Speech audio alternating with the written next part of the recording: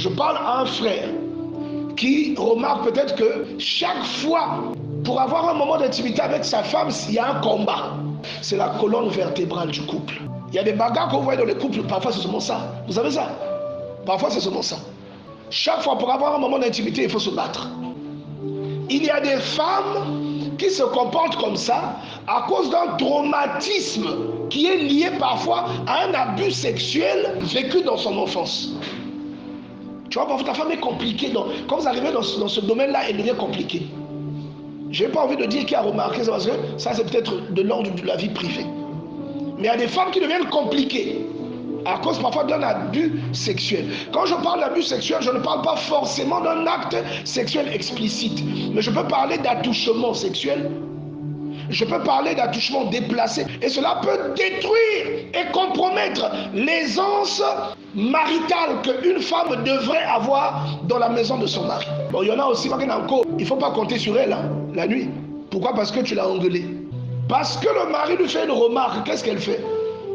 Elle porte le cycliste, elle met le jean au-dessus, elle ajoute le bas, elle va dormir. Est-ce que tu es avec moi? Non mais je ne t'entends pas. Est-ce que tu es avec moi? Et je vais dire à un homme, si ce genre de choses-là se passent dans ta maison, il y a un travail que tu n'as pas encore fait. Tu dois emmener ta femme à comprendre que le devoir conjugal, c'est la colonne vertébrale du couple. Donc c'est une relation d'échange. Il y a des ratés que vous avez subis dans votre maison qui donnent beaucoup de travail à votre mari. Votre mari a beaucoup de boulot. Et il y a des femmes aussi qui n'aiment jamais accepter quand elles ont tort. Alléluia, vous me suivez? Qui n'aiment pas accepter son tort. Même si au fond du cœur tu reconnais que tu as tort, mais tu n'aimes pas. Le rire là veut dire tu dis. Pour accepter que tu as tort, c'est difficile. Vous savez, même si vous n'êtes pas orgueilleux, je vais vous dire que ce n'est pas bien. C'est un esprit d'orgueil. Vous savez ça?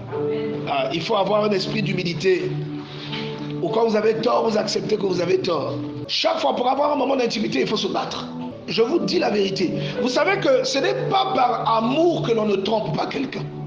Mais c'est par conviction qu'un homme est fidèle. Vous le savez? C'est pas parce qu'on aime trop sa femme. Vous savez que les besoins les désirs sexuels de l'homme n'ont rien à voir avec l'amour.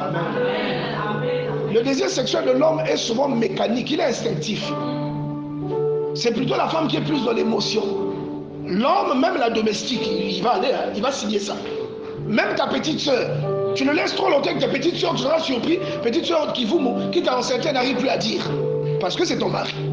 L'homme est bizarre. Dis à ton voisin, l'homme est bizarre. Ngeina. Lorsque le berger a faim, il boit le lait de qui? Amen.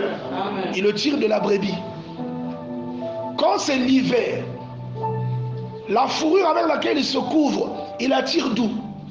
De la fourrure de la brebis, n'est-ce pas? L'homme est un animal.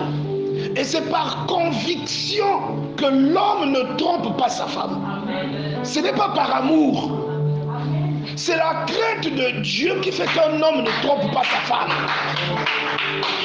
Ce n'est pas l'amour que l'homme là va avoir pour sa femme. Non. Vous comprenez ça? Ce n'est pas l'amour. Et je prie pour que Dieu vous donne un homme qui craint Dieu.